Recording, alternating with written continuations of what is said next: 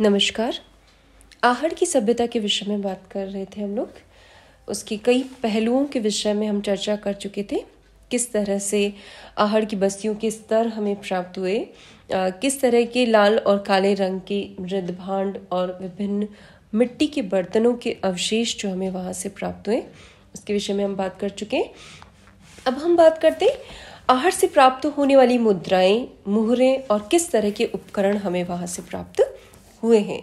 आहड़ की खुदाई में 6 तांबे की मुद्राएं प्राप्त हुई है और 3 मोहर, जिन्हें सील्स भी कहा जाता है, प्राप्त हुई है। एक जो मुद्रा है वो स्पेसिफिक है, जिस पर एक तरफ त्रिशूल खुदा हुआ है और दूसरी तरफ अपोलो खड़ा हुआ दिखाई दिया गया है, जिसके हाथों में तीर है और पीछे तरकश लगा हुआ है। ये जो मुद्रा है, इसके किनारे पर यूनानी भाषा में कुछ लिखा भी हुआ है। हालांकि जो लिखा हुआ है उसका अर्थ स्पष्ट नहीं हो पाया है, लेकिन लिपि के आधार पर इसका जो पीरियड है वो 2री शताब्दी ईसा पूर्व के आसपास माना जाता है। इसके अलावा उत्खनन में बहुत सारे पाषाण कालीन उपकरण भी प्राप्त हुए हैं। ये जो पाषाण काल के उपकरण हैं वो चर्ट और स्फटिक से बनाए जाते थे। आहड़वासी जो है स्फटिक पत्थरों का प्रयोग जो है अपने मकानों को बनाने में भी किया करते थे। उनकी सुंदरता के लिए, सुरक्षा के लिए इसका उपयोग किया करते थे और साथ ही साथ इन्हीं पत्थरों से वो आवश्यक औजार भी बना लेते थे, जिनका उपयोग वो छीलने, छेद करने या काटने में किया करते थे। ये जो औजार हैं बहुत ही लघु आकृति के हैं और काफ़ी बेडोल भी हैं, लेकिन वो काफ़ी धारदार बनाए गए हैं, तो इनका उपयोग जो है वो शिकार में काफ़ी किया जाता था। इसी प्रकार से आहड़ से तांबे की कुल्हाड़ियों के अवशेष, अंगूठियाँ, चूड़ियाँ, ये काफ़ी संख्या में प्राप्त हुई है। तांबे की कलाकृतियाँ भी प्राप्त हुई हैं, तांबे की चादरें भी वहाँ से प्राप्त हुई है। तो जो आर्कियोलॉजिस्ट हैं उनका मानना है कि ये जो आहड़ का क्षेत्र है, ये स्थान तांबे की वस्तुएं बनाने का एक प्रमुख केंद्र रहा होगा।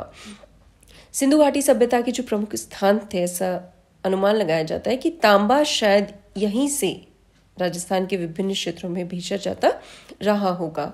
और ये जो क्षेत्र है आहड़ का, ये उस समय में एक इम्पॉर्टेंट औद्योगिक नगर रहा होगा और जहाँ का मुख्य उद्योग जो है वो ताम्र उद्योग रहा होगा।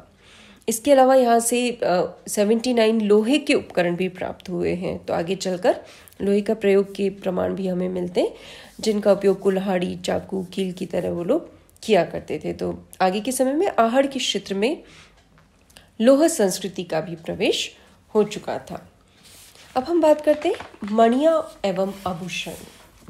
आहड़वासी जो थे कीमती पत्थरों की गोल मणियाँ बनाते थे, जैसे कि गोमेद हुआ, स्फटिक हुआ, और ऐसी मणियों के साथ वो कांच या पक्की मिट्टी, सीप और हड्डी के गोलाकार छेद वाले जो अंड है वो लगा दिया करते थे, जिसका उपयोग वो आभूषण बनाने या ताबीज़ की तरह गले में पहनने के लिए किया करते थे। तो इस तरह के बहुत सारे आकार के हमको बहुत सारी मणियाँ प्राप्त होती हैं, जो कि गोल, चपटे या विभिन्न आकारों के हमको अवेलेबल होते हैं। ज़्यादातर जो आभूषण हैं आहड़वासियों की, वो पक्की हुई मिट्टी के मणकों के हैं। कुछ एक कीमती पत्थरों के भी मिलते हैं। तो इस तरह के बहुत से अवशेष जो हैं खुदाई में हमें प्राप्त होते हैं। मिट्टी के मणके जो हैं कुछ छोटे आकार के भी मिलते हैं, कुछ बड़े आकार के भी हमें प्राप्त होते हैं। इसके अलावा जो आहड़वासी हैं वहाँ पर हमको सीप और मूंगा के बने हुए आभूषण भी बहुत ज़्यादा प्राप्त होते हैं। जो मिट्टी के मणके प्राप्त होते हैं, ये कुछ पर डिज़ाइन भी बनाए गए थे रेखाओं के माध्यम से, और विभिन्न रंगों के भी प्राप्त होते हैं। जो पत्थर के मणके हैं, लाल, गुलाबी, हरे, नीले, काले, इन विभिन्न रंगों के जो मणके हैं वो हमें प्राप्त होते हैं। अब हम बात करते हैं आहड़ संस्कृति की कृषि, व्यवसाय और रहन सहन के संदर्भ में। आहड़ संस्कृति जो थी वो कृषि की दृष्टि से अत्यंत ही उन्नत थी। इस तरह के अवशेष हमें प्राप्त होते हैं। बर्तन निर्माण कला के बहुत ज़्यादा अवशेष हमें प्राप्त होते हैं। तो कह सकते हैं आहड़ सभ्यता के लोग कृषि से पूरी तरह से परिचित थे। यहाँ के लोग जो थे वो बड़े बड़े भांड का अन्न को स्टोरेज करने के लिए रखते थे। खुदाई में हमें बहुत सारे अन्न पीसने के पत्थर भी प्राप्त हुए हैं। तो उससे पता चलता है कि किस तरह से यहाँ की सभ्यता जो है वो काफ़ी उन्नत हो चुकी थी। ये लोग जो थे वो बड़े पैमाने पर अन्न का उत्पादन किया करते थे। अन्न को पकाकर उसका उपयोग भी किया करते थे। आहड़ की खुदाई से एक बड़े कमरे में बहुत बड़ी बड़ी भट्टियाँ मिलती हैं, जिससे हमें ऐसा अनुमान लगता है कि ये किसी सामूहिक भोजन का प्रतीक है। इसके अलावा इस क्षेत्र में बारिश बहुत अच्छी हुआ करती थी, पास में नदी थी और इसकी वजह से सिंचाई की सुविधा बहुत अच्छी थी, इसलिए भोजन जो सामग्री थी वो बहुत अत्यधिक मात्रा में यहाँ उत्पादित होती रही होगी। साथ ही साथ यहाँ के जो निवासी थे वो कछुए, मछलियाँ, भैंसा, बकरा, हिरण, सुअर, इन जानवरों के मांस का प्रयोग भी किया करते थे। इसके अलावा यहाँ के जो निवासी थे, यहाँ से जो हमें खुदाई हुई है उससे पता चलता है कि कपड़ों पर छपाई भी यहाँ पर की जाती थी, क्योंकि वो ठप्पे जो है वो प्रिंट करने वाले वो हमें प्राप्त हुए। इससे पता चलता है कि ये लोग रंगाई और छपाई की कला में भी पूरी तरह से प्रवृत्त थे। तो इस तरह से हमें बहुत सारी जानकारियाँ आहड़ संस्कृति के विषय में प्राप्त होती है। मृतक संस्कार की अगर हम बात करें तो आहड़ के उत्खनन के जो ऊपरी स्तर है वहाँ से पता चलता है, जो कि बाद के समय के 1वीं और 2री शताब्दी के, उसमें मृतक को गाड़ा जाता था। मृतक को आभूषण के साथ में ही गाड़ा जाता था और उसका सिर जो है उत्तर की ओर और पैर दक्षिण की तरफ रखा जाता था। तो ये कुछ खास बातें हैं जो आहड़ संस्कृति के विषय में है। डॉक्टर गोपीनाथ शर्मा ने आहड़ का जो पीरियड बताया है वो 1900 ईसा पूर्व से लगभग 1200 ईसा पूर्व तक का समय जो है सभ्यता और संस्कृति के उत्कर्ष का समय था, और फिर धीरे धीरे सभ्यता का पतन हो गया, जिसके बारे में हम बात कर चुके कि सालों तक ये जो क्षेत्र था ये उजाड़ बना रहा और मौर्य काल में आकर एक बार फिर से यहाँ पर सभ्यता और संस्कृति के चिन्ह हमको नजर आते हैं।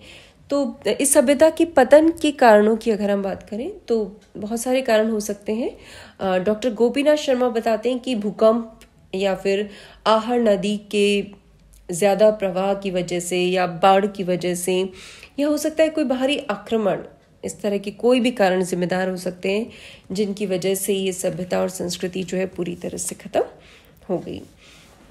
आहड़ के आसपास के क्षेत्रों की अगर हम बात करें तो आहड़ के समीपवर्ती क्षेत्र है गिलुंड। इस स्थान की खुदाई से भी आहड़ जैसी संस्कृति की यानी आहड़ सभ्यता के प्रसार की जानकारी हमको प्राप्त होती है।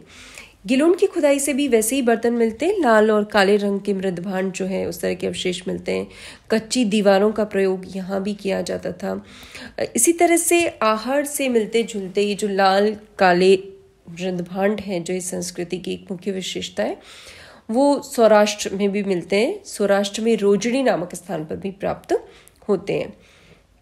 तो जैसा कि हमने बात की कि बहुत बड़े क्षेत्र पर ये सभ्यता फैली हुई थी, सिर्फ राजस्थान में ही नहीं बल्कि मध्य प्रदेश में भी और गुजरात में भी इस सभ्यता के बहुत सारे केंद्र जो है हमें प्राप्त हुए हैं।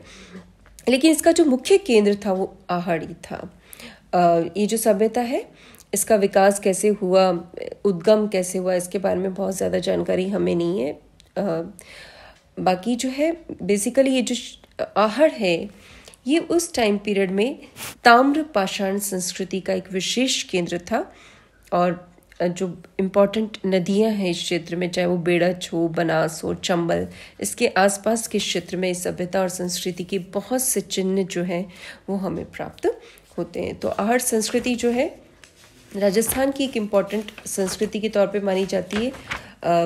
कालीबंगा सभ्यता के समान ही आहड़ संस्कृति भी एक बहुत ही महत्वपूर्ण सभ्यता जो है राजस्थान की मानी जाती है। चालकोलिथिक एज की जो सभ्यता है जिसमें मनुष्य ने ताम्र औजार हैं या तांबे के जो उपकरण हैं उनके प्रयोग के साथ साथ अभी तक वो पत्थर के औजार और हथियारों का प्रयोग भी कर रहा था। तो ये संस्कृति का एक महत्वपूर्ण केंद्र है जिसके बारे में हम बात कर चुके हैं। तो ये दो इम्पॉर्टेंट संस्कृति हैं जो हमारे कोर्स में है, कालीबंगा सभ्यता और आहड़ की सभ्यता। सभ्यता और संस्कृति ग्रुप में हड़प्पा संस्कृति का पार्ट है बेसिकली कालीबंगा सभ्यता, और उसके बाद के समय आहड़ संस्कृति के चिन्ह जो है हमें नज़र आते हैं। तो ये राजस्थान की जो हिस्ट्री है उसका एक इम्पॉर्टेंट टॉपिक है आहड़ की सभ्यता। Thank you.